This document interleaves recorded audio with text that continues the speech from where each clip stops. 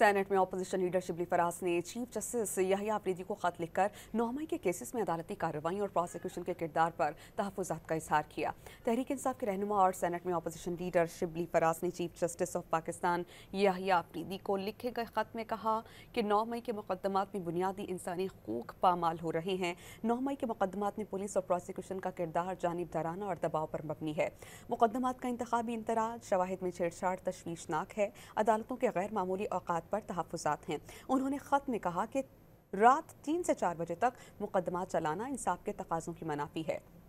وکلاء کے بغیر فیصلے، زبردستی سرکاری وکیل مقرر کیے جا رہے ہیں، رسائی محدود کر کے کارروائیاں بند دروازوں کے پیچھے کی جاتی ہیں۔ خط میں یہ بھی کہا گیا کہ قانون کی بالادستی کے بغیر انصاف ممکن نہیں اور آئین کے آرٹیکل 810 کی خلاف ورزی ناقابل قبول ہے۔ منصفانہ ٹرائل ہر فرد کا بنیادی انسانی حق ہے۔ عدلی آئین کی محافظ ہونے کے ناطے سیاسی دباؤ کو مسترد کرے۔ خط میں شبلی فراز نے زور دیا کہ کوئی فرد قانون سے بالاتر نہیں، شفافیت کو یقینی بنایا جائے اور میڈیا کو آزادانہ رسائی فراہم کی جائے۔ خط میں پولیس اور پروسیکیوشن کی جانبداری پر غیر جانبدار تحقیقات کا مطالبہ کیا گیا اور کہا گیا کہ 9 مئی کے تمام مقدمات کا آئینی اصولوں کے تحت از سر نو جائزہ لیا جائے۔ انہوں نے چیف جسٹس سے مشکوک مقدمات کو دوبارہ کھولنے اور انصاف اور جمہوریت کے تحفظ کے لیے مؤثر عدالتی کردار ادا کرنے کا مطالبہ کیا۔